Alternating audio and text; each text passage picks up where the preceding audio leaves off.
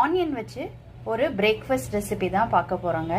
Vegetables இல்லாத டைமில் சிம்பிளாகவும் ஈஸியாகவும் செய்யக்கூடிய ரெசிபி தான். வாங்க எப்படி செய்யலான்றதை பார்க்கலாம். வெங்காயத்தை தோல் நீக்கிட்டு கட் பண்ணி வச்சுருக்கிறேங்க. இதை நீங்கள் ஃபைனாக சாப் பண்ணி எடுத்துக்கணும். நான் வந்து பெரிய பெரிய பீசஸாக கட் பண்ணிவிட்டு சாப்பரில் போட்டு நல்லா ஃபைனாக சாப் பண்ணி எடுத்துக்க போகிறேன்.